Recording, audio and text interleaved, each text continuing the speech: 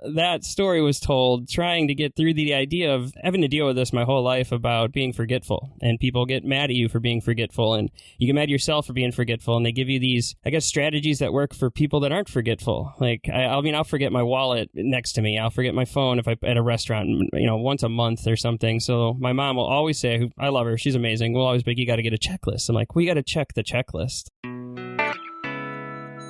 ADHD Rewired, episode 102. This is the show designed to help those of us who have really good intentions and a slightly wandering attention. My name is Eric Tivers. I'm a licensed clinical social worker, coach, and consultant. We know that starting can be the hardest part, so let's get started. But first, let me thank our sponsors. Support for this podcast comes from Audible. For a free audiobook download, go to erictivers.com/audible for a link for that free download and for some hand-picked recommendations. Go to erictivers.com/audible for your free audiobook download. Hey everyone, before we get started with the interview, just a few things. Last week's episode with Diane Dempster received a lot of feedback, so thank you for that.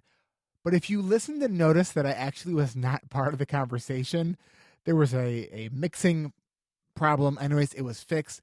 Go back, delete episode 101 and re-download it, and you'll hear the episode as it was intended.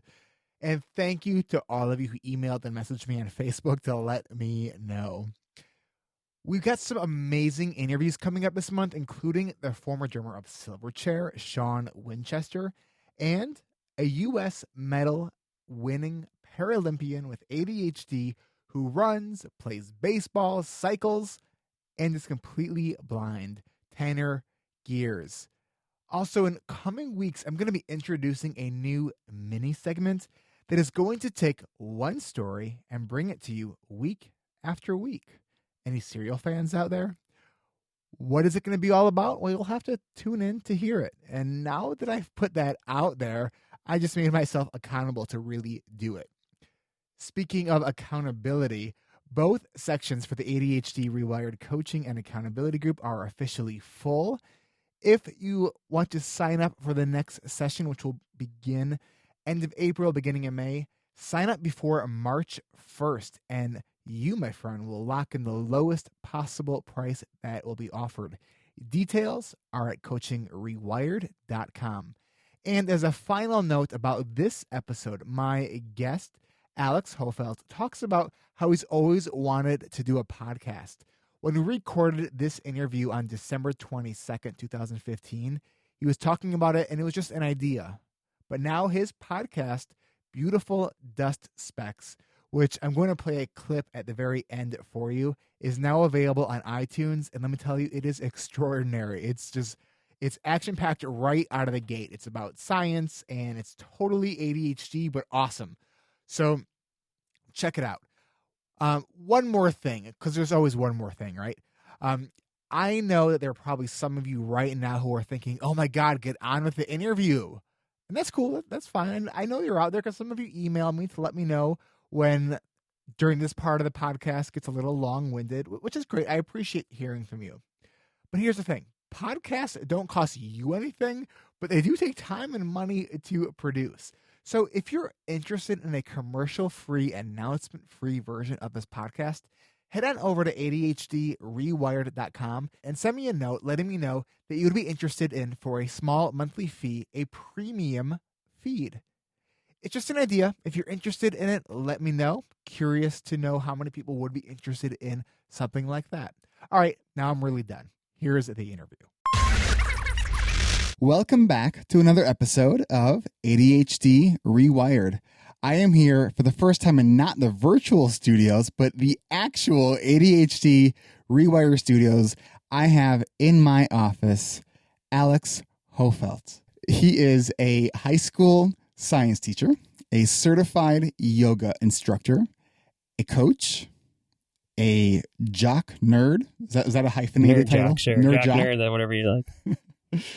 And I met Alex presenting to his high school earlier this year on ADHD. And we're going to talk a little bit about that and a number of other things, including mindfulness and your mom and dad and whatever we end up talking about. Alex, welcome. Thanks, man. Welcome to my office. Yeah, it's super cool. I'm excited to be here. I'm a voracious podcast listener, and this has always been a dream to be on one. And I've really liked your show, and so it'll be great. And yeah, we really connected at that speech I like, so it'll be fun to join you here and see where we take the conversation. So during the presentation that I gave during one of the breaks, you came up to me and shared a great story, and I asked you, I said, would you mind sharing that with your colleagues?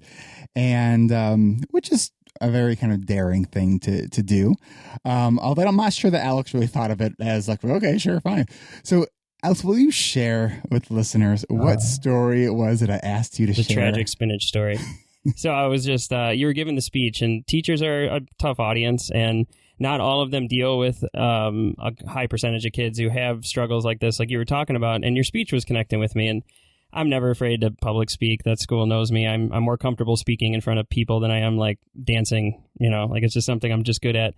So I thought I'd share the story with you to try and drive home a point. But I think it's tragic. The story is that I had to get spinach for a photosynthesis lab. It's a cool lab.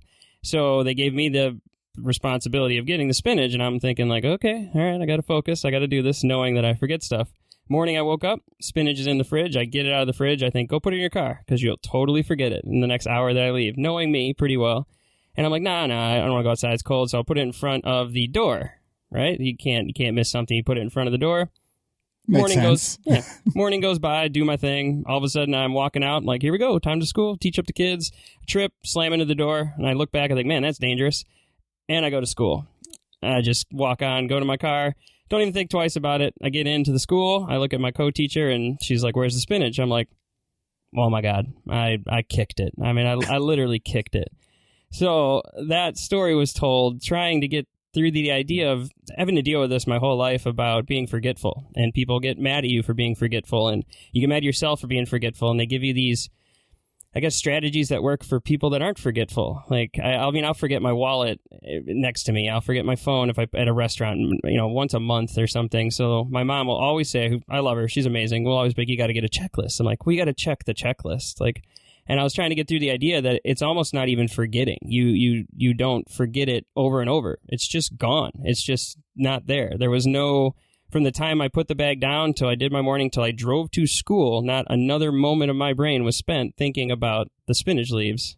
But then as soon as it goes, you're just like, oh my God.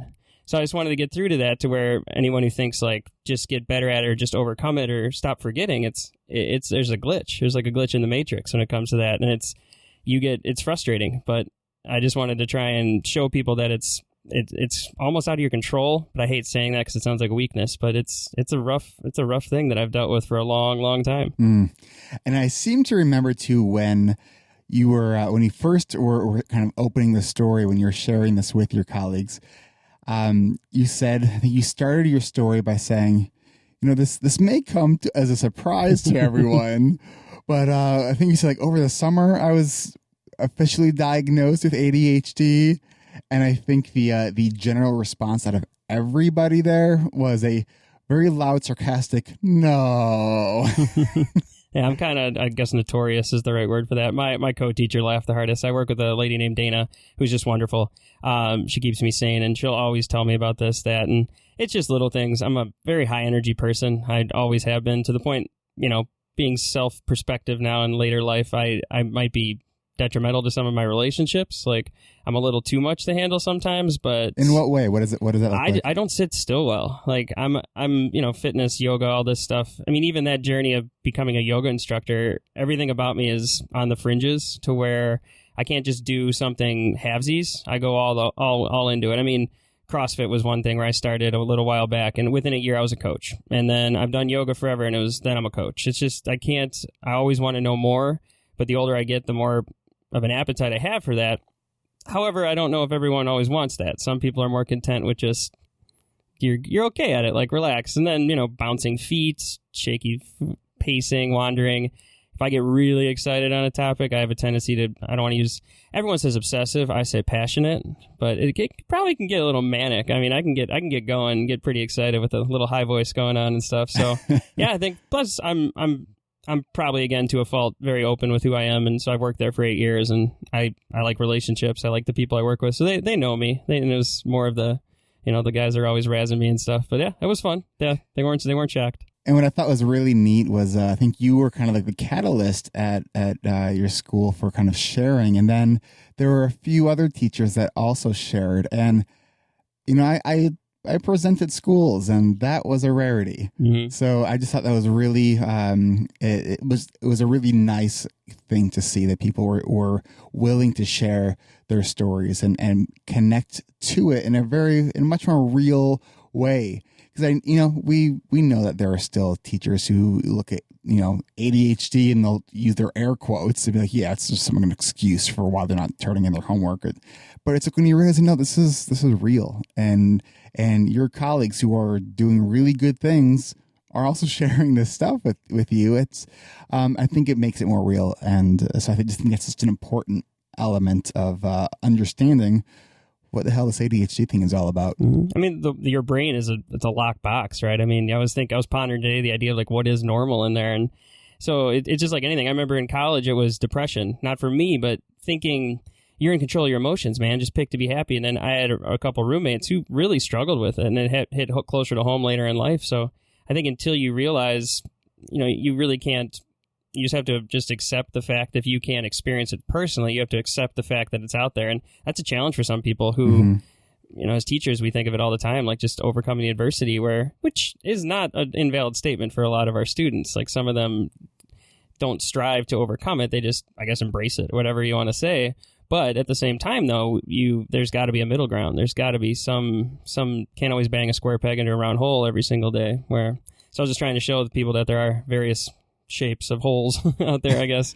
It makes me kind of think about when trying to help others kind of understand what it might be like, and for people who were just they just have a hard time with accepting it. Mm-hmm. I think about, okay, so as social human beings, part of our social brain is supposed to be able to we have what's called the theory of mind. We have a theory of what somebody else's inner thoughts, feelings, ideas. We understand that their thoughts and feelings are going to be different than our thoughts and feelings. That's called the theory of mind. So my kind of curious question is, for people who say that they don't believe in whether it's ADHD or even just any mental illness, is it that they're too scared to say, to go down that path, to imagine how much as a thought experiment, to say, okay, I'm going to imagine that this is an actual thing, even though I've never maybe experienced it, and just imagine what it would be like. I find it frustrating sometimes that people have such a hard time, that some people have a hard time just accepting that the whole neurodiversity, that some people are going to see the world and experience things differently than you because of the way your brain is wired. So I think it's a really kind of interesting that you're talking about just the perspective of depression, or just you're having your mood, and that was kind of that brought me down that rabbit hole. Yeah, because it goes into the whole thing of normal, where I guess I could talk about it, the medication and stuff, where it feels way different when you're on it. But then part of me is thinking, like, well, does it feel so weird because this is not normal to me? Like, is this normal? Like, am I now feeling normal, as opposed to what I felt before? And how do you know that, right? I mean, it's just the word normal, is it even useful? Because it's just a perspective on a universe of understanding inside our brain that, it's like I'm also colorblind. And that's a huge thing that people people just fixate on it. Like, what's the color of this game? And I always joke sometimes, like, maybe you're colorblind. But how do you even know? You have no idea. Like, I can try and explain to you how I get colors mixed up, and then they instantly think I'm, like, monochromatic. And I'm like, no, I don't see grays. I see blue's my favorite color. blue's also what I have the hardest time deciphering from purple, you know, and so people just think it's this comical thing, but they're fascinated by it, but I don't know how to relate it to you. Well, it's probably a more technical word for it. I'm slightly colorblind in one eye, but it's just all relative. Yeah. I'm not sure which eye it is because I'll go like, I'm going, it's like, remember Wayne's World, camera 1, camera 2. And so like one eye I see like tints differently. Yeah, it's crazy. It makes great audio as I'm just sitting here like going winking. And they have the new Google glasses now come out, and my mom's like adamant, she's like, you have to go get them. And there's a part of me that's weirded out by it. I'm like, what will it look like? Like, I can't. It's probably no big deal, but there's just like, I've been like this my entire life, and it hasn't that. I mean, I'll wear some awkward outfits every once in a while, and I had a rough couple of weeks here at school where I was wearing 2 shirts I thought were blue. One turned out to be gray, one was purple, and in my mind, it was definitely my blue shirt. And so, every once in a while I get some weird outfits, but I just don't go shopping by myself. I'll have to ask the lady, does this match? And, she'll giggle at me because I tell her I'm colorblind. But it's just that whole idea of like, I can't relate. I can't tell you what it is. People are so fascinated by it, but I usually just tell people that I just don't know what matches. Yeah. So like, does this match? Like, I just have no, like, I to me, it looks like it should go together. Yeah, totally. And then, someone will tell me like, that doesn't go. It's like, I don't know. I just don't get it. Every once in a while, you just embrace it. You're just like, whatever. I'm wearing blue shoes and a purple shirt today. This is happening. Get on board, kids. So I stick in the earth tone color family because it's like pretty much you can't screw that up no matter what. So it's. I like gray pants because gray pants can go with whatever. And like, I know I'm with you on that one. I like the bright colors though. So you were telling me, so you're pretty open about your ADHD. But you were also saying that your parents have kind of said to you, just tell us what your parents have said to you. They got a little weirded out where, I don't know, I probably shouldn't have. Maybe it's too open, but I put it on Facebook, like, which was probably dumb. Looking back, I was a little silly, and they just got weirded out. They told me I should keep it closer to the vest, but I think it comes from a place of knowing that I'm probably too communicative and too open sometimes to where I can talk myself into corners. I don't think they meant it maliciously, but they just meant it as like, someone could think of that as a weakness, so why not just keep it close to your vest? But for me, then that's not how I deal with questions. Like, I really enjoyed your group because I like being able to ask questions in a group setting, and I think so much stuff in society could be fixed or helped better with more openness about it. But it's your parents. It psychs you out, and I love my parents to death. They're and my just so favorites. listeners know, you're talking about I run the CHAD of Northern Illinois. So if you are local, third Monday of every month, just look us up. Yeah, I'll be back. So they just talked about it, and it just really worried me. Where it was more about, at the time I was very upset by it because it was just, I'm trying to get stuff in line. Like you're trying to finally take control of this. And looking back, it probably had a pretty impactful, throughout life and relationships and other, just simply from forgetting things to being me in school and stuff, which I was never bad. I was in honors and AP classes, but I was very cool just being the 80% kid. Like, probably could have gotten straight A's, but pump the brakes, teachers, Will you share the story that you shared last night about math and what you did in like a math class? And how God, 4th grade. This is serious. This will be on my deathbed. It's probably one of the biggest mistakes or ripple effects of my life. You have some areas of giftedness, right? Yeah, I think of myself as a smart person. Sure, I don't know. Honestly, I've never really flexed the muscles as hard as I could have been. Looking back now, I know this. Math was an issue in 4th grade. I kind of remember the setting, and I kind of don't. Story goes, I mean, it was so out of body, out of mind for me. I'm a kid. I didn't know. The story goes is that it was a placement test back in the day, even more so now, where there were 4 levels of math, very remedial, bottom, intermediate, and then the advanced. And I was always in the advanced classes. I was always in the smart classes with the smart kids and whatever, however you want to think of that.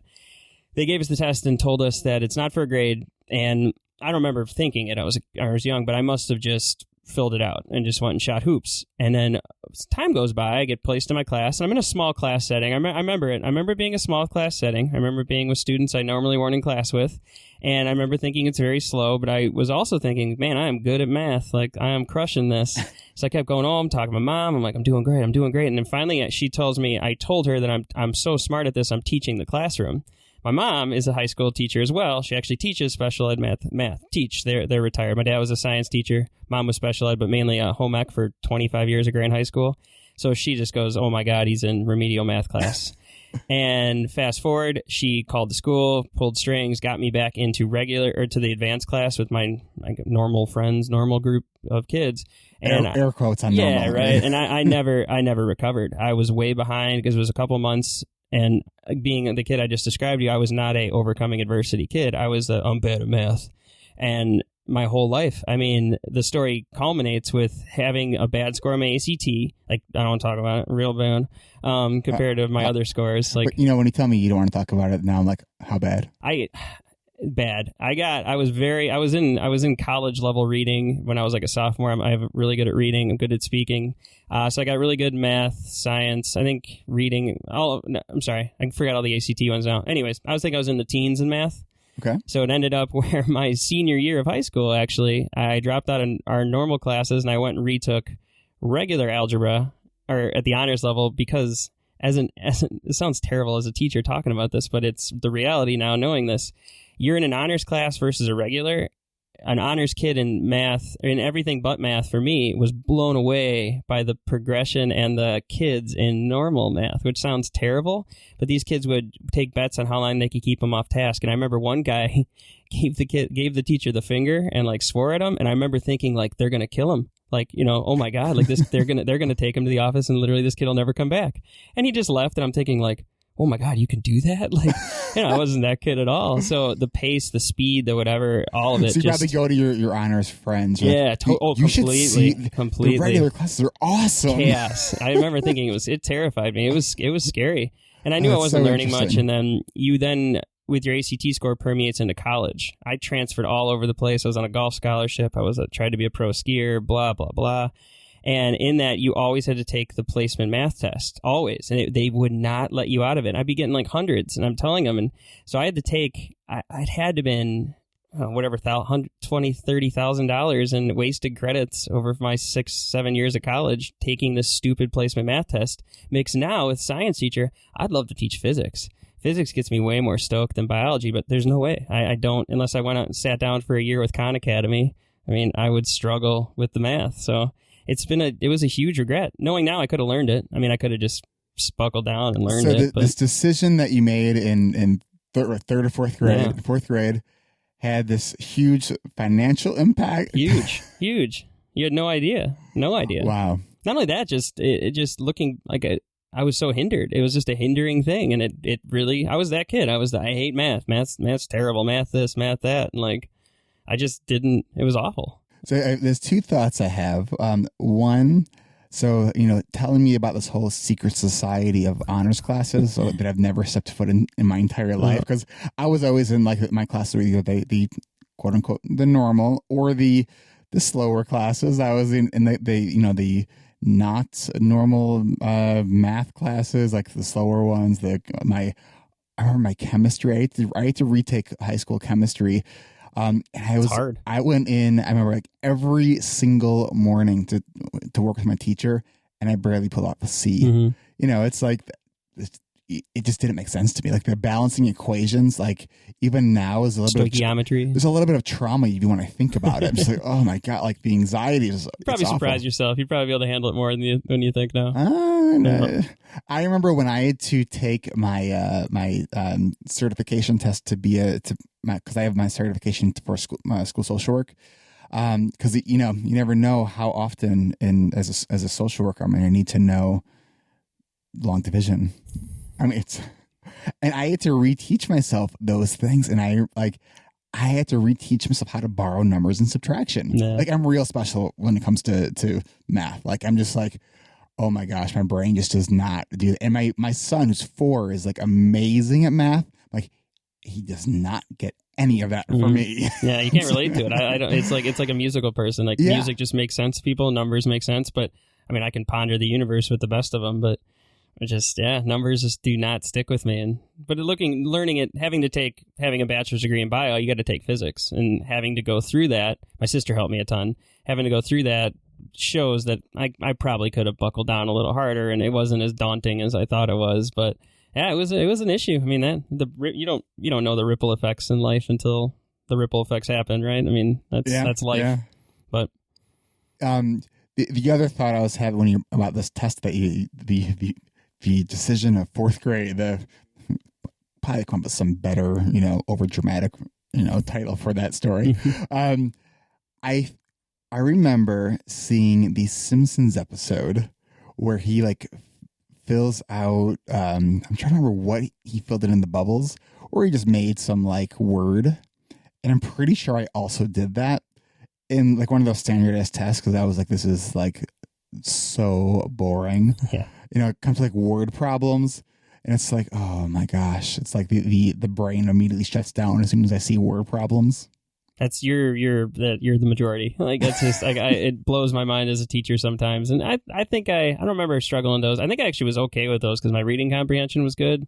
But yeah, kids are allergic to word problems. But the standardized testing in general is just a trip. Like we just got done with finals, and I don't know, I'm sure some of my teacher friends will listen to this. I just hate finals. I mean, 1 out of 90 kids' grades improves from finals. It's like they're going through the semester padding their grade for having the grade stay or go down during finals. And we proctor the ACT and all this, and kids like me who weren't diagnosed with ADD or any SITS puts, like that's a 4.5 hour test, and we had science teachers always wonder because the science is the last portion. It's the hardest one, most kids say. And it's like, it's at the end of a 4-year, that's a marathon of sitting, and focusing, and how, geez, it just seems like you're setting them up for failure for that. Again, I don't have the answers to the opposite of it or anything. I can just complain from the outside, but I mean, it's easier to do, right? Yeah, just finals just stress me out. It's the worst day as a teacher for me, is putting the grades in, just watching the grades just go down or up, it just sucks. You were sharing a story about, I think it was like filling out the answer rubric. And how hard that is for you. My teachers are going to laugh at me for these. Well, there have been so many times I remember as a student where you have the Scantron, and, it's a 50-question test, and back on question 12, I skipped question 12. Oh, yeah. Not intentionally.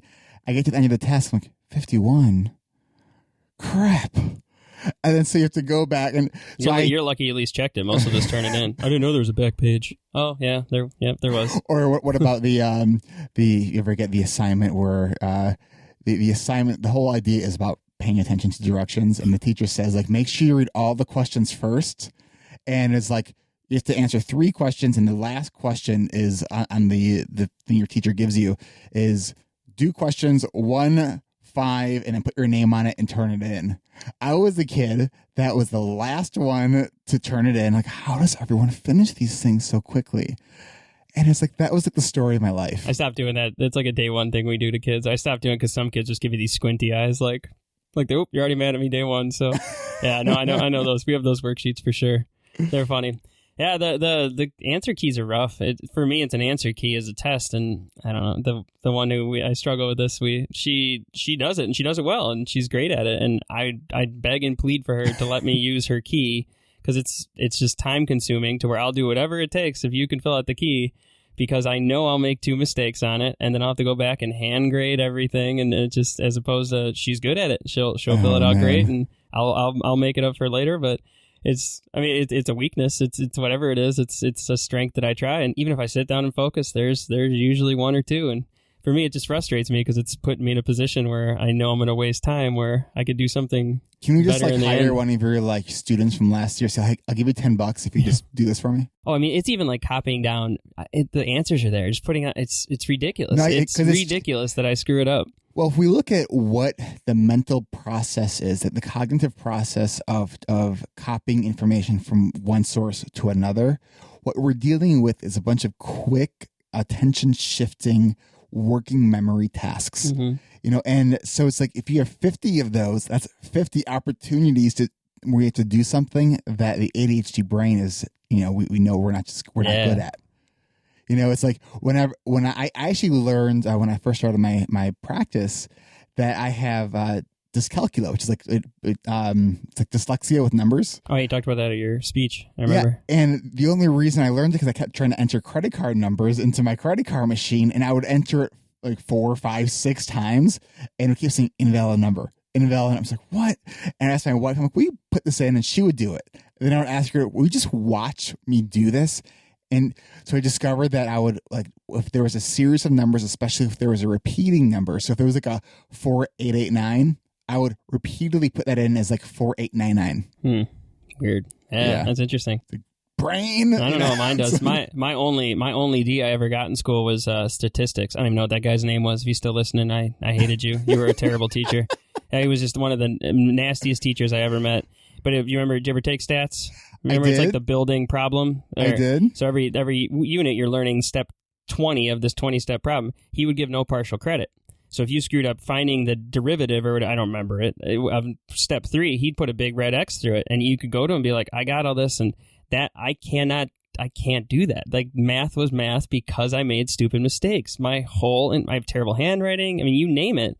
And that was just, that class set me up for failure, and I got a D. That was the only D I ever got in my entire life. I almost failed. I mean, I was lucky to pass that class, and that guy was just, what was he trying to prove? I just didn't get it. And so I took stats. I took stats twice because the first time I got a grade of, you got to try this again.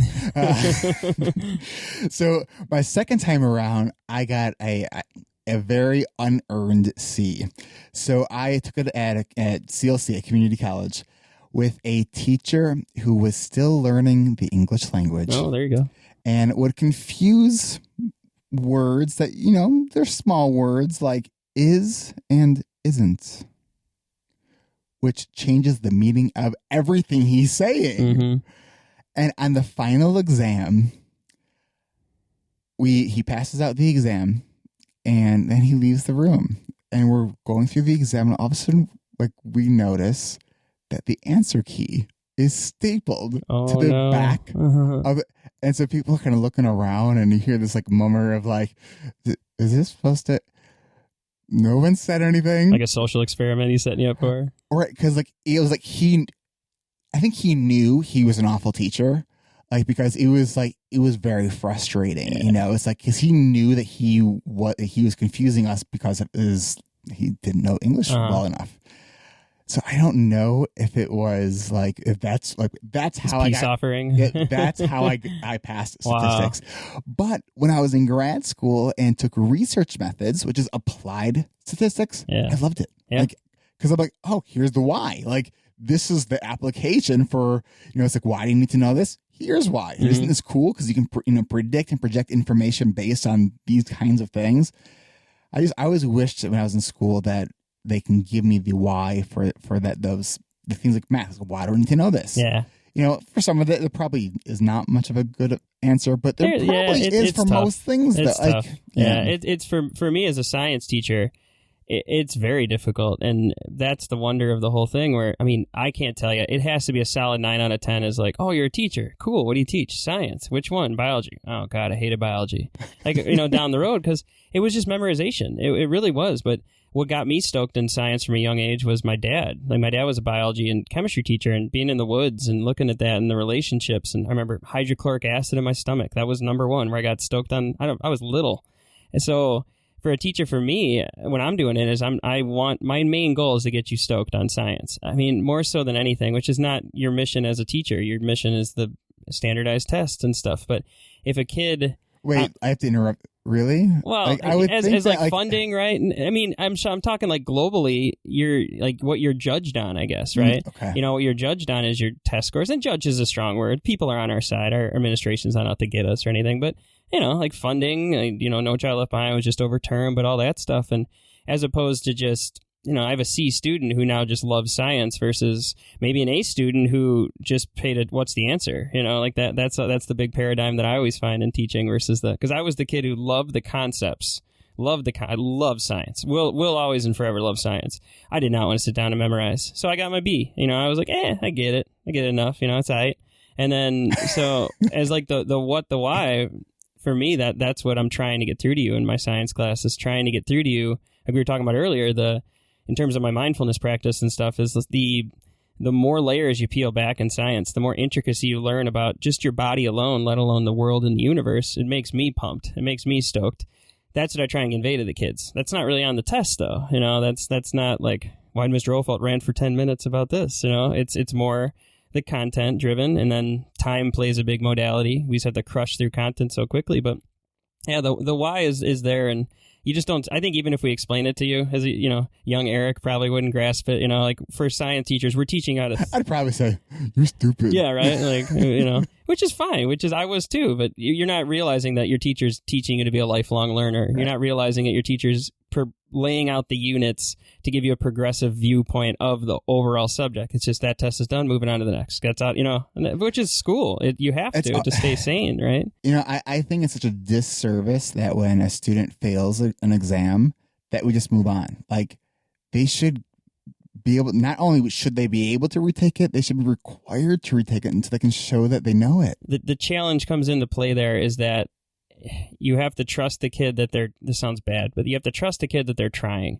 And so many of these kids at times, sometimes I feel like they're defeated. And that's where I run into a wall where I'd like to let you retake it. We let them do retakes. And I honestly, dude, 9 out of 10 kids they sometimes hurt their grade. They don't even improve it. Yeah. If you allowed them to redo it, because they don't go home and restudy it and they just think they're magic are going to get it. And then do you think, some of it'll help, though. Because you're teaching high school, do you think part of that, though, is because maybe that's a new concept to them, and they already have that learned helplessness of, well, I've been failing tests my whole life. Oh, like, God, learned helplessness is a plague. Yes, it's awful. It's hard to watch. Like, I teach the REI sections, which I should know what it stands for, but I love that's an ADHD thing. Response and something. I don't forgot the E. Response something intervention.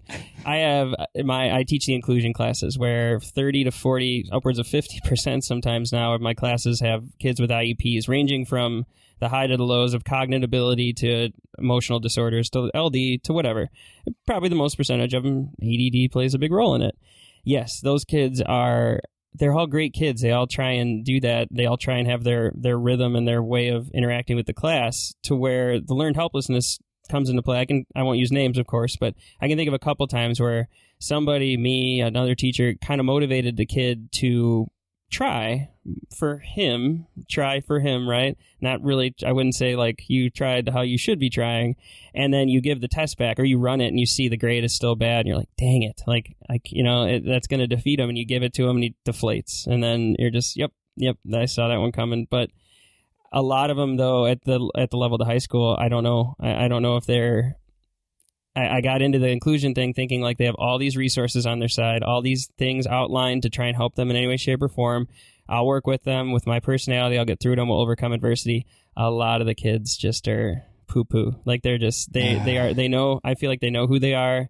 They are what they are. And I want to let them be them. But at the same time, they can have one kid in regular of an IEP kid or just a normal kid like me, which looking back, I was a class clown. A normal kid. Yeah, like no, you. whatever. Yeah, normal is the right, whatever word we're going to use. A non-identified student can have just such a profound impact on the learning environment to where I understand you can't sit still. I get it. Like, it's very difficult for you to sit still, but you got to try. You got to give me, I'll give you 2 inches, you give me 1, as opposed to I'll give you 2, you take 6, and just keep running with it. But then it's just hard. I mean, education is a huge endeavor. That's why I took it on, where I realized early on in life that kids have to spend so much of their lives in here. I wanted to set up an environment to where they can be comfortable. Like, if I thought I could do it to the level where I could try and get a kid to, Hofeld's class, I can deal with that.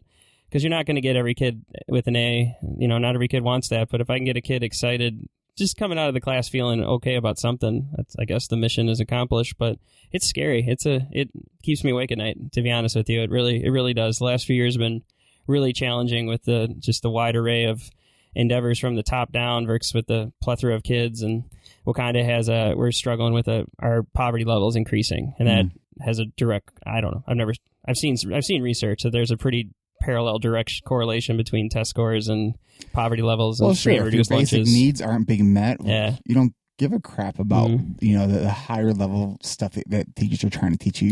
You're worried about what am I going to do for dinner? Yeah, how could I expect you to believe that? You realize so fast you have no clue where some of these kids come from. I had one kid where my co-teacher actually talked to him, and she came up very upset, and she's like, I talked to so-and-so, and I was like, why do you come here? You get like a 10% in class. It was bad.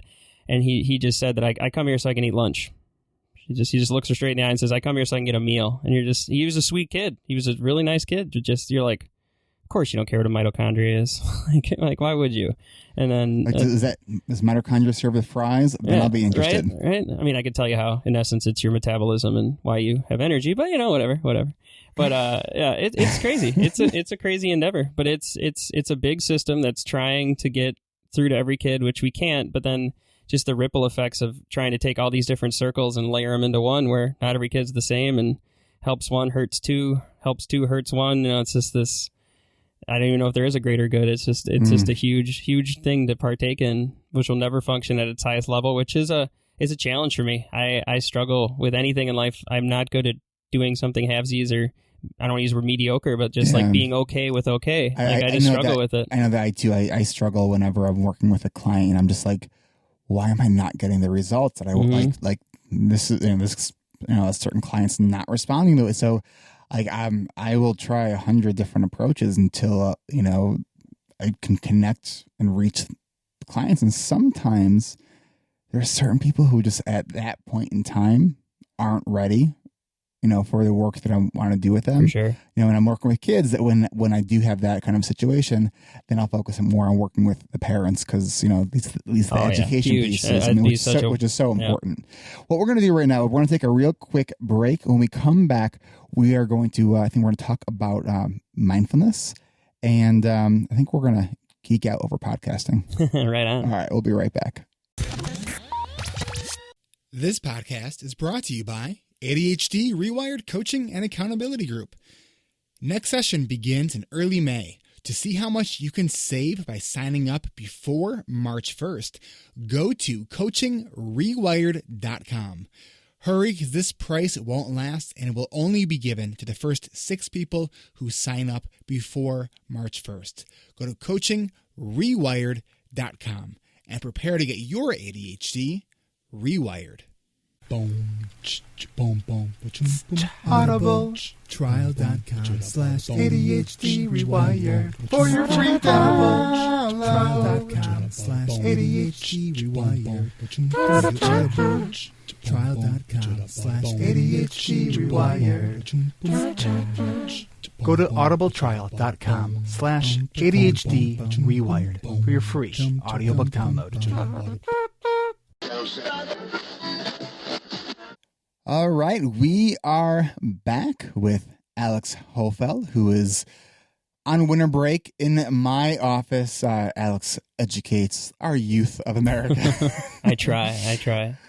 So we were talking about mindfulness, and you have brought mindfulness into the classroom. I would like for you to kind of tell me a little bit about that. I've dabbled. I've gotten people on board with it, which is cool. Our school is we're open to stuff, and dealing with it myself, going through these things, and then we talk later about podcasts. It's just this mindfulness thing is just everywhere. It's just exploding all over the place. And then for me, it's always something. One of my tenets in life is they're smarter people than me. So if I look up to you and you do things that I think are admirable, I want to know why. It's why I love podcasts. I want to learn from you. So I started playing with it myself a little bit more, trying to help out and do this. And then I ended up, I kind of partook in it a little bit. I did like box breathing exercises with the kids, and it looked like they liked it.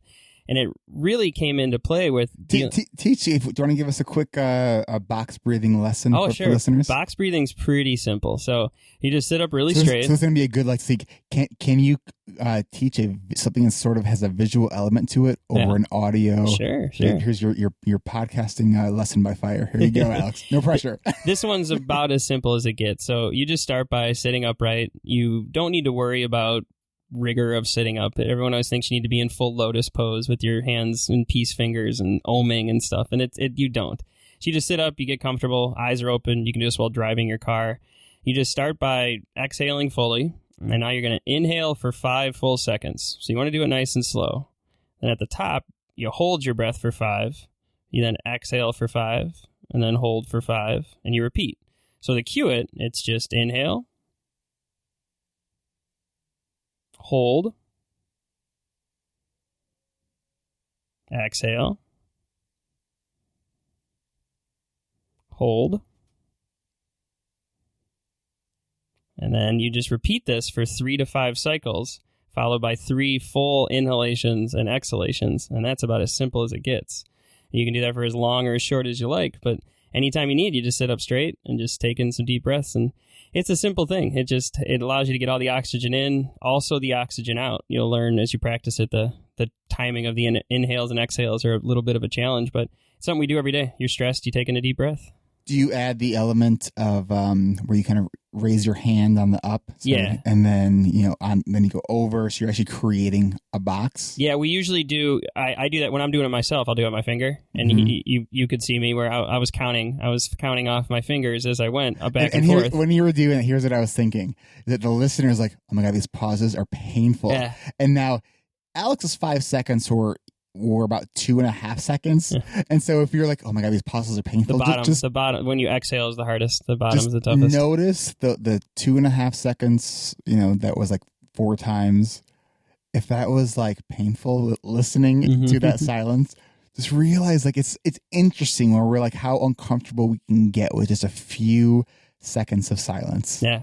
And I just think it's when we get curious about it. And that's part of what mindfulness is having that open awareness and curiosity. For sure. And it's a skill. It's a skill more than anything. And I'm sitting here, I have yet to hold on to a more than a week long regimented practice. It's bad. I'm embarrassed by it. But I went like, I think 5 weeks. I was in a really good streak. That's awesome. Yeah. And, so listeners who've been listening for a while, they know if I've been talking about that I've been doing something really well for a while, and then you don't hear me talk about it for a while, it's because I fell off the bandwagon. So it's like I was in this really good meditation streak, and I'm on like week 2 where I've kind of fallen off of it. And it's like I think about it, it's like because I know like when I get in that group how good it feels and all the just the positive aspects of it. Sure. So I know that the good news about always restarting something is that it's, in a sense, it's almost easy to restart when you say, I'm just going to start at that basic 3-minute meditation. Sure. Or don't even time it or just start breathing, it's just, that's the challenge of the whole thing. And as being type A and being a competitor than I am, like you'll sit there like, God, I suck at this. Like, and you're getting mad at your brain, but it's just like anything. You learn to do it better. And then some days you sit down and no, this is not worth my time. I'm just going to get up and I'm not going to beat myself up over it. And other days 20 minutes go by and you're like, whoa, there it is, Yeah, I love when I sit down to meditate and I haven't done it for a while and I know exactly what I'm in for. I'm just gonna watch how busy my mind is. Yeah, sure. And which is mindful. That's mindfulness, exactly. Right. Because I've had those experiences where I'm frustrated that my thoughts just keep like bombarding me, and when you kind of let it just be. And it's okay, my brain's going to be busy. That's where just being critical of it, that's where I decipher the difference between meditation and mindfulness. I think the two are two kind of different worlds. Being a registered yoga teacher, it was a very elaborate training we went through. 200 hours of, Saturdays I sat in a studio, I don't want to talk about it, for like 12 straight hours on a hardwood floor to where everyone's in these lotus poses and athlete type me is like, I need a lawn chair, can't sit on this ground anymore. But anyway, so my meditation is, it intimidates me. This idea, like true meditation is the absence of thought, to where it's just the yogi always come back to your breathing, always back to your breath. Like the idea is that you're thinking of nothing. That's really hard. I find that to be very difficult. And anyone who's into meditation, and I'm assuming mindfulness would turn into it, as you got better at it. I always present the mindfulness with the kids because it's just easier to hang on to. And you ever heard of Tara Brach? So I was just listening to some of her stuff again, and she just said she calls it our relationship with reality, and that's something that I like. There's so many misnomers, and it's cool exercise just to look at all the different definitions of it because it's all over the board. But just this idea, exactly what you're saying, where you're just with your thoughts. And there's this good app called Headspace I use. Yes. Have you seen that one? Yeah, I've seen the app, and I actually listened to the audiobook. Yeah. Actually, I haven't. I will. What's it called? From the Headspace guy or from Tara? Yeah, I don't know. I didn't even know he had one. He's got a cool backstory. His backstory is fascinating. Oh, it's very fascinating. And he's like a CEO that turns into just goes into Thailand or something. Yeah, and comes back and escapes from his monastery 10 plus years or something. Yeah. No, he I think he has a TED Talks too. Probably. I can't think of his name right now either, but he's got some good stuff. He's got like a British accent. Totally. I wish I could tell you his name because then I can tell. The Headspace guy. Right. People know what we're talking about. It's a really popular app now. I think it's actually called Get Some Headspace, I think is the name of his book. That sounds right. And it's available on Audible, which you can get for free by going to audibletrial.com/ADHD Rewired. maybe I should re-listen to that, because I know whenever I'm trying to like rebuild like those habits, like when I kind of fell out of my exercise routine, I know that I have to like reread the book Spark, which is all about like the neuroscience behind exercise. Cool. I would like that. After I read that, I was like, I can't not exercise, and I can't not like strongly encourage it as part of the treatment package for ADHD, because it's like, yeah, when you understand the why, it's not, I exercise for my brain, not for my body. Mm-hmm. So let's geek out on podcasting a little bit. Sure. So you said that it was one of your life dreams to just be on a podcast. So Mission accomplished. I think it's awesome that I feel like I'm like the celebrity on the Make-A-Wish Foundation. Totally. Thank you. Except fortunately you're not dying, so that's good.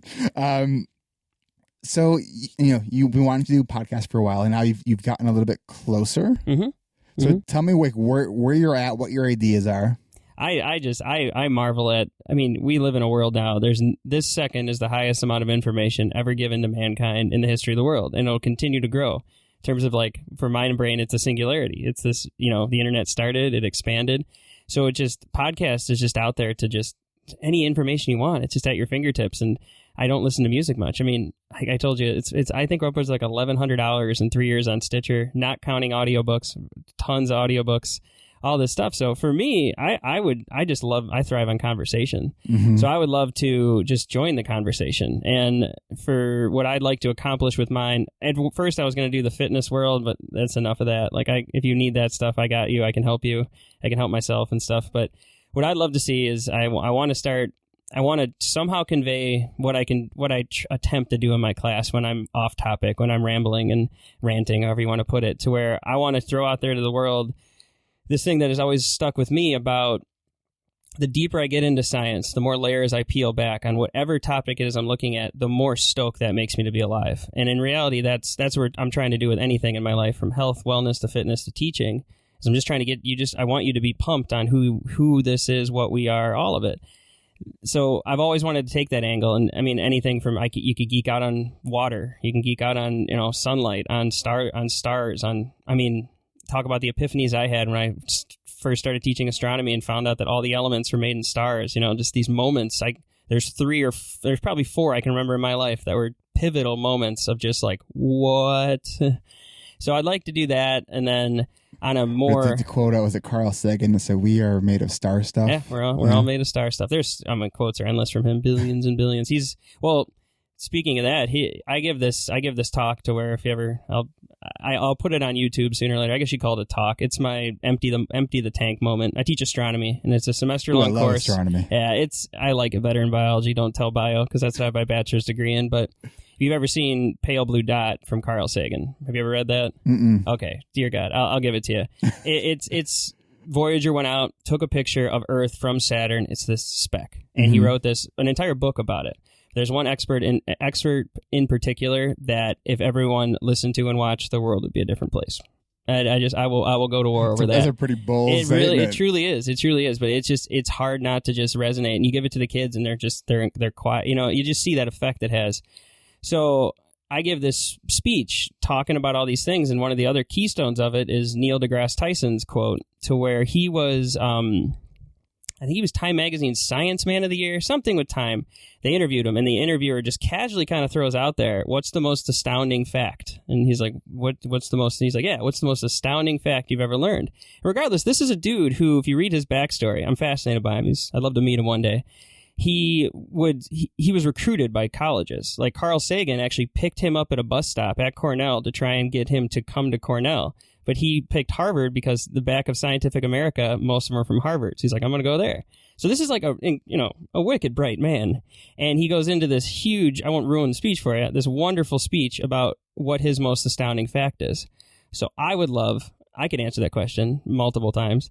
I would love to just be able to put people on a podcast and just throw that out to people. Like from any walk of life, from a professor to a cop to a mom to a kid. I'd love to do it for the students. I've always wanted to know. I always think of them as my audience, and as teachers if we're not figuring out what they like to listen to, that's who I care about. I'm performing. Science teaching is a performance art to me. So I would love to just throw that out to people for twofold. I would, personally, I would just love to be a part of the conversation. I mean, you'd grow as a human just being able to partake in that. And then I just think that would give you such an awesome database. Like if you really could correlate that, and I don't know if I don't think anyone's ever really gone that angle, but as an educator, I mean, man, what a great spin on right? that. Yeah. Like you would just, as a teacher, just be like, well, I did 200 people. We'll probably never even get that. You know what I mean? However many Alex, people. I got to tell you this. So just the grin on your face as you're describing this is so big. You have to do this. So scary. Let me ask you this. Scary. What is the most amazing fact that you ever learned? Oh, man. I didn't think we were going to put it on the spot. It's all connected. Like everything from the biggest to the smallest is just circles upon circles. And I cannot remember the exact what we were truly talking about. I remember vividly. I was at Western Illinois near probably the last semester of my college before student teaching in genetics, which I'd put off forever.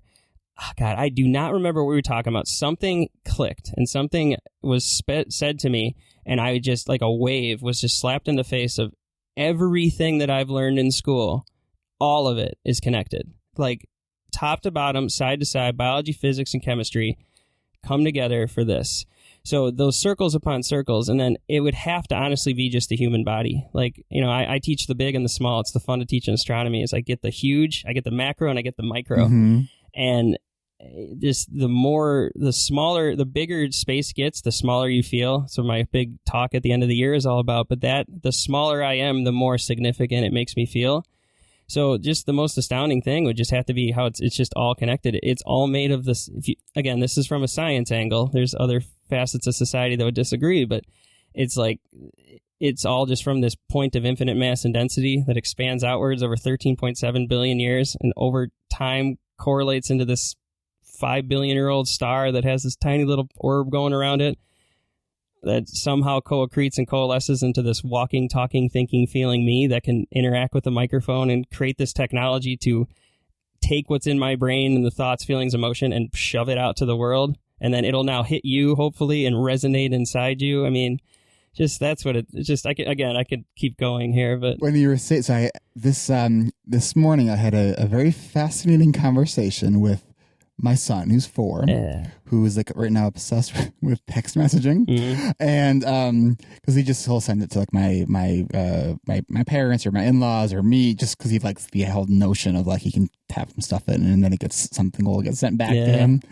and he says, "I want my message to fly to your phone, but how does that happen?" Yeah, right. And I was like, "What an awesome question!" Totally. I was just like, oh man, I just love the way his brain works. Yeah. You could look it up together. You could find there's no more any question you have, you can have answered now, which is like, it's like Spider-Man, with great power comes great responsibility. Like that's a gift and a curse, right? Yeah. So that's, as a science teacher, that's what that's the hardest part is like, how do you facilitate that? Like if I joke with my kids all the time, I'd get in trouble, but I want to rip the glossary out of all my textbooks and to have like a glossary burning party. Like we'll just throw the glossary in the book and just all boldface words I'll rip out and just, I want, for me, we were talking about this at the Chad group, I want the textbooks to go away because I want to teach the kids how to use the internet for good. And but what happens is they'll go on and they'll just ask it a question. And then it's Yahoo, Ehow, Wiki Answers. I'm like, guys, this could be answered from a dude in his basement surrounded by cats eating churros, and like you now think this is fact because you found it on, Yahoo, which it may be. Guy probably has a wonderful opinion, but so yeah. Wait, what was the thing you said yesterday about Wikipedia? Which part? I think you said something. That I'm just a walking, talking Wikipedia. Oh yeah, totally. Anything that comes out of our face, anything that comes out of my face could be looked up on Wikipedia. All of it. I mean, there's really nothing in terms of content. Nothing that is not. I mean, I look at Wikipedia to get my lessons ready. Like it's just, but it's how to utilize that. But like what your son did there, that's the goal as an educator and as a dad, facilitate that. Like let's figure it out. What an awesome question. Yeah, I love it. Just these kids. It comes back to mindfulness. They're just, your body and your mind are just two separate entities sometimes. To where I try and get through to the kids that your body's going to go from this room back to lunch in a straight line, left foot, right foot. It's going to breathe. It's going to move. It's going to That grab is your if you sandwich. remembered to eat lunch, Yeah, right. or if your cue is at 4 p.m., you're like, oh my God, I'm starving. Oh yeah, I forgot to eat lunch. There you go. Which is where I'm at right now. Right. But you don't even realize that your body's going to go the amount of infinite circles and cycles that brain will go through between the auditorium and back to lunch is infinite, right? So that's what it's about, is this, this idea of reality again, is bringing the two together. And I like presenting it to the kids. We're like, you don't like authority, you don't like anyone telling you what to do. Like, why let your mind tell your body how to feel? Let's get these both things. Yeah. If there's anything you can control this. Because the idea of foresight is really, I had this epiphany. It's probably not epiphany. Dealing with some of my kids who are struggling at the end of the semester, and they're shut down. And all I wanted them to do was I wanted them to get the 3 days I gave them in class to study really hard to see what they could do on their final. Then we'd talk. I mean, these kids they're failing, but I realized I don't think all students, I don't think I did either. They don't have a lot of foresight. These kids didn't quite grasp, and I was trying to get through to them, like, your only option right now, the only thing you have control over is you study for the next 2 days. Then that'll permeate into a grade. That grade then can facilitate a conversation. However, you sit here and the outcome. The outcome is it's set in stone. You will fail the final, you'll fail the class, you'll retake it. I'm like, so your only option right now is to try. It's all you can control. I've already failed. Nope, I'm telling you haven't. I'm telling you can do one thing though. I'm not just going to give it to you, and I just I was looking at them. I don't know if they didn't think of it that way. It's just so. It's they don't see it's like the trees in the forest of the forest and the trees, right? And yeah. And that's a challenge. That's just something for everybody. That's the idea for all of it, is seeing the greater good of, you think of, sorry if I'm rambling here, but I realize this sometimes teaching yoga and doing yoga, you'll get in there and we want to rush to the end of the class. Like, you want to rush to like the end of the accomplishment. I took the class, and you look at your watch and because yoga is a very slow, CrossFit's different. You just fire it up and run through it and you're done. It's easier. So yoga, you got to sit with yourself. And it's almost like, why I've laid out this hour and 15 minutes. Why not enjoy this hour and 15 minutes? Why it should be the opposite. I should be like, man, this is going to end soon. Dang it. We're feeling so good. I'm sweating. I'm here. We go the other way. Mindfulness is the same thing. I sit down, I'm like, 10 minutes relative to the rest of my day. And I'm like, come on, 10 minutes. Come on. You're like peeking out the corner of your eye at the Headspace app with the little wiggly circle.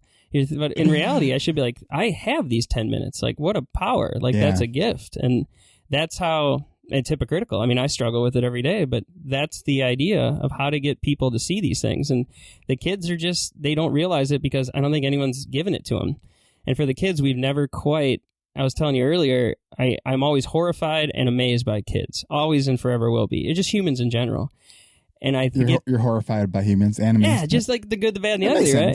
And we think, and when I started doing this, I was terrified because I thought the kids were I was like, oh, it'd be awkward. It's hard as the teacher sometimes without, it's not tough being me, but you have to sit there with the silence, right? And that's the challenge as a talker in yoga class was mind bending to me, because I'm sitting there and I have to talk.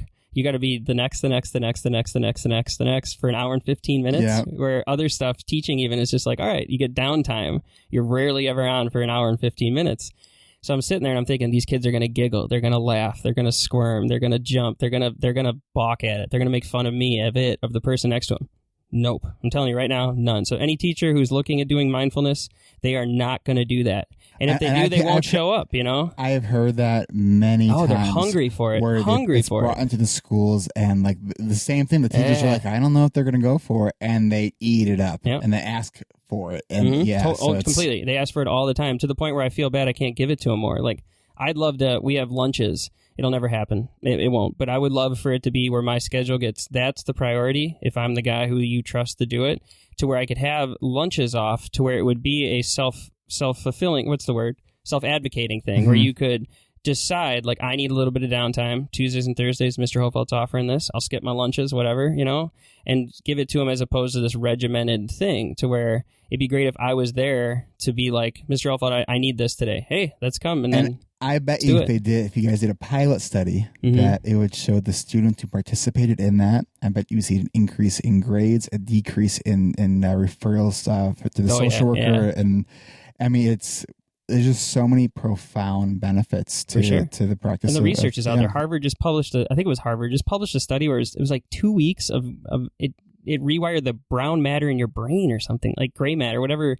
Whatever color it is. Yeah, right. You're colorblind, so you don't really know what. They have the fMRI scanners now, and it showed a change in the actual composition of your mind. What? Yes. Like that's just come on. Right. Like well, that's there's a study there was an 8-week study. One of the first kind of big studies that was used by the Marines. Mm-hmm. That it was an 8-week structured mindfulness based stress reduction training program, and it showed they did pre and post fMRI studies, and they showed structural change in the brain in over 8 weeks.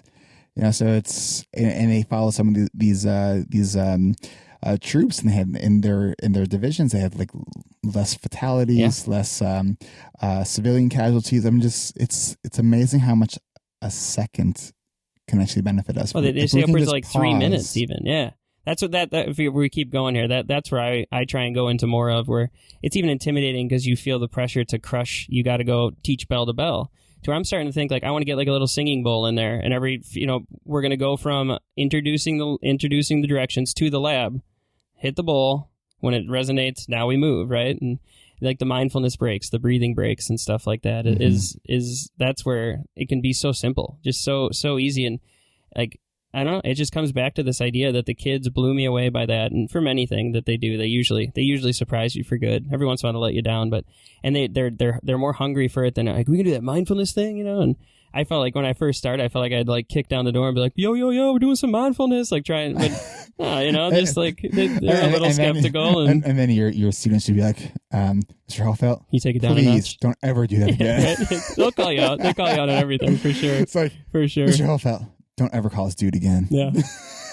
They're pretty funny. I love it. I'm like working with like a teenager, and like, it's like you try to kind of be hit with them, and they're like, no. Yeah. And they just totally just like call you out. I was like, all right. They're usually pretty critical of it. They're usually, I try to tell them, like, you can say good hair, your hair looks good today. Don't tell me it looks bad. Just let it go, Like, just let it ride. So they're funny, though. They're good. I don't know. I love them. Obviously, otherwise I wouldn't do the job that I do. Well, we do have to bring this to a close. Alex, is there anything else that you want to share with the listeners? Any final messages?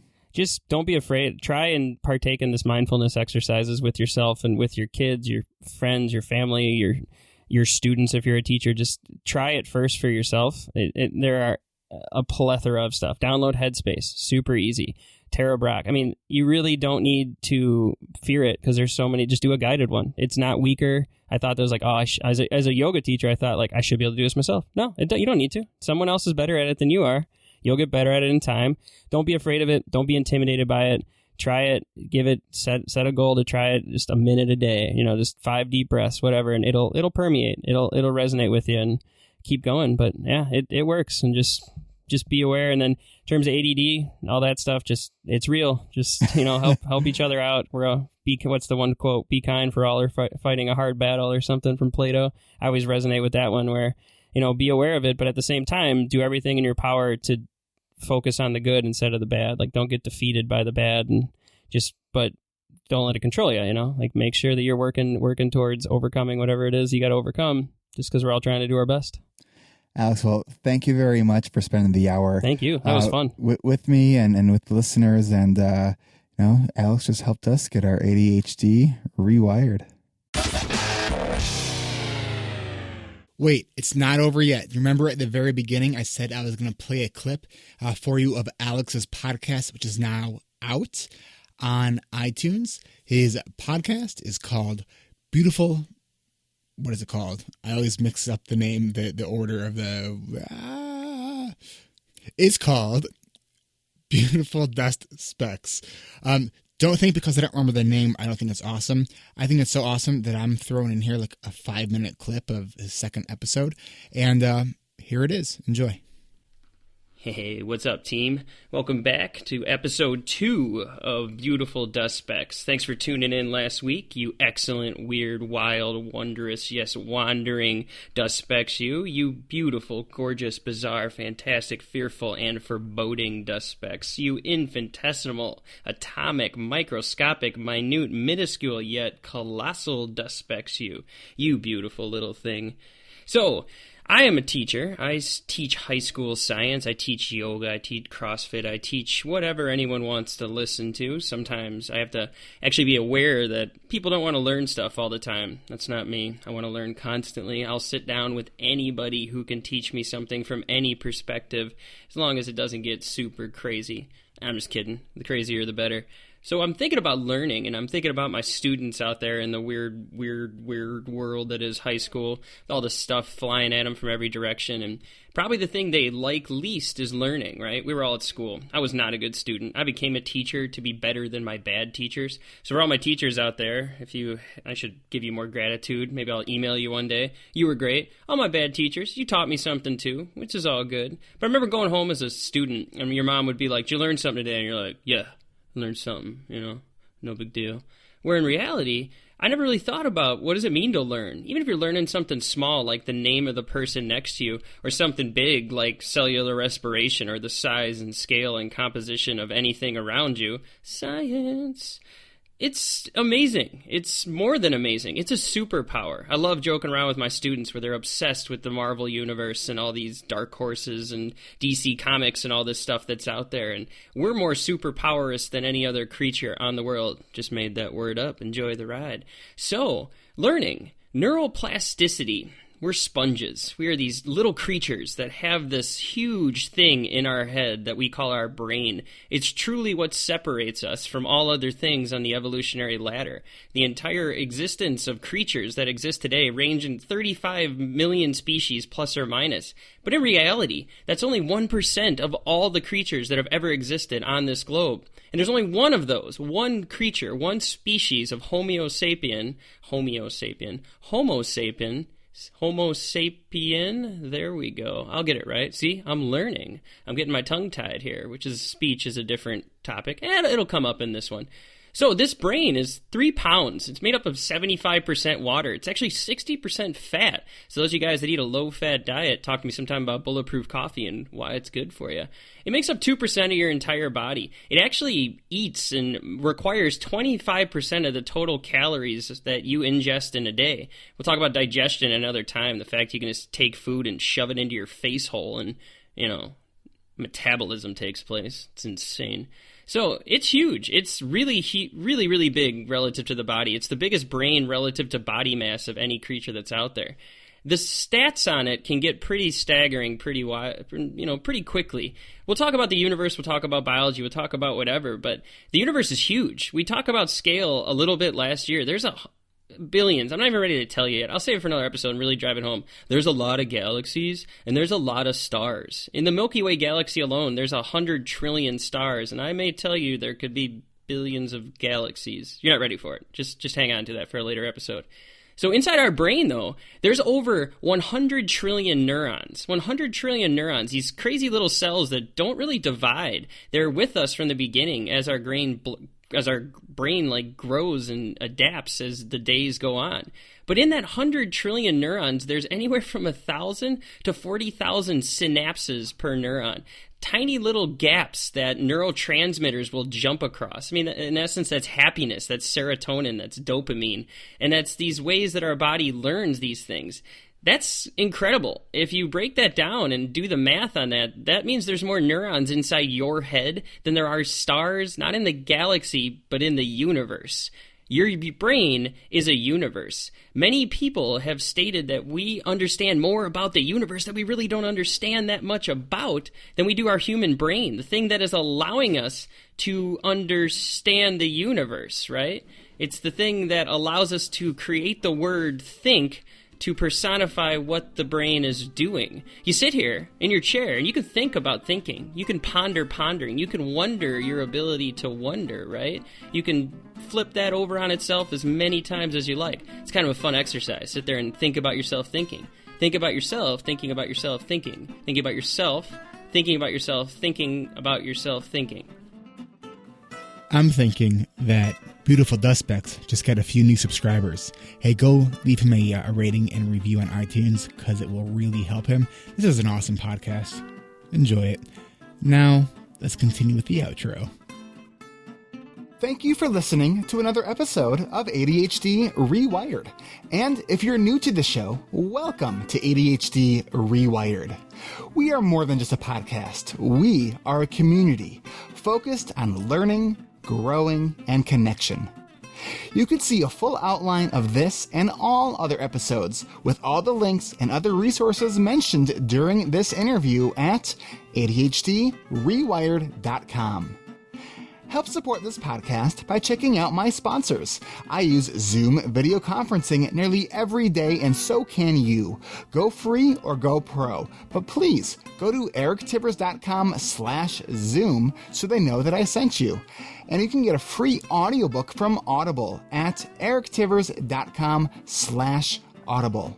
And next time you shop Amazon, use the Amazon search portal at ADHDrewired.com. A small percentage of your purchase will go to support this show, and it doesn't cost you anything extra. You can also support this podcast by leaving an honest rating and review in iTunes or Stitcher. This really helps other people find this show. And don't forget to hit subscribe so you never miss an episode. Don't just be a passive listener, be an active member of the ADHD Rewired community. We are on Facebook. You can like our page, but please submit your request to join our free and growing community. And don't forget to check your other inbox because I screen everybody before they come into our community. Looking for a coach? If you're still listening at this point and you answered yes, come to my website at ADHDrewired.com and schedule your free 20-minute consultation, or call me at 224-993-9450. Is your school, business, or organization hiring speakers? I provide fun and engaging presentations full of practical solutions that both educate and entertain. Hire me for your next professional development day or corporate training event. Go to ADHDrewired.com/talks. Thanks for listening. I'll catch you next week. So I asked Alex, how does he respond to people who say to him, ADHD isn't real, it's just an excuse? Shove it into your face hole.